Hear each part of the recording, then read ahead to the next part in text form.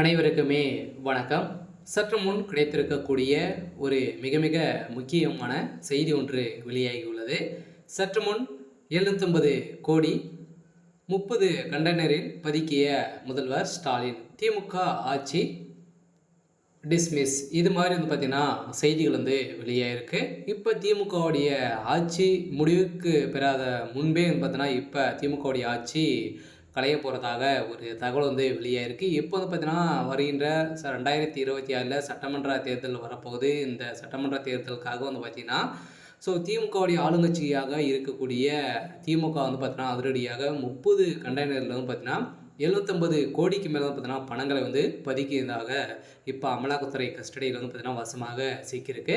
ஏற்கனவே முதல்வர் ஸ்டாலின் அவர்கள் வெளிநாடு பயணம் மேற்கொண்டு இருக்காரு. இந்த வெளிநாடு பயணம் மேற்கொண்ட நிலையில் பார்த்தீங்கன்னா மர்மத்தின் அடிப்படையில் தான் முதல்வர் ஸ்டாலின் அவர்கள் பார்த்தீங்கன்னா அமலாக்கத்துறை கஸ்டடியில் வச்சுருந்தாங்க.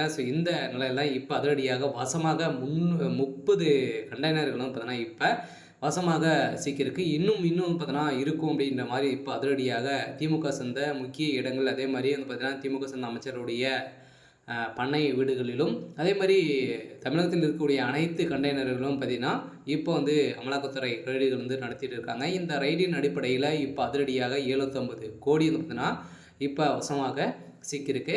இதை பற்றி இந்த வீடியோவில் நம்ம முழுமையாக பார்க்கலாம்.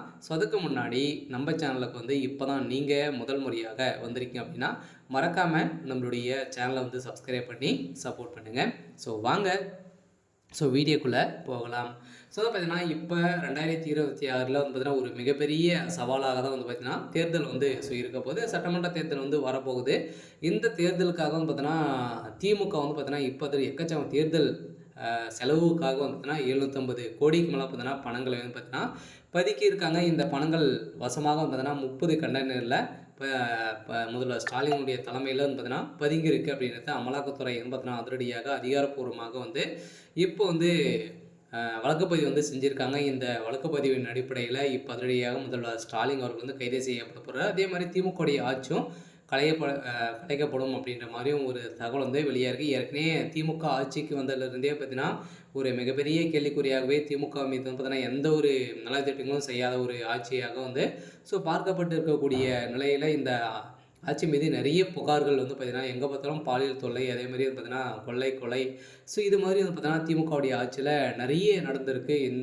இதன் அடிப்படையில் தான் இப்போ அதிரடியாக திமுகவுடைய முழுமையடையாத ஒரு ஆட்சியாக பார்த்தீங்கன்னா இந்த வருடம் இருக்க போகுது அப்படின்ற மாதிரி ஒரு தகவல் வெளியாக இருக்குது. இப்போ 30 கண்டெய்னரில் பார்த்தீங்கன்னா 750 கோடிக்கு மேலே பார்த்தீங்கன்னா பணங்கள் சிக்கியதாக ஒரு தகவல் வெளியாக இருக்குது.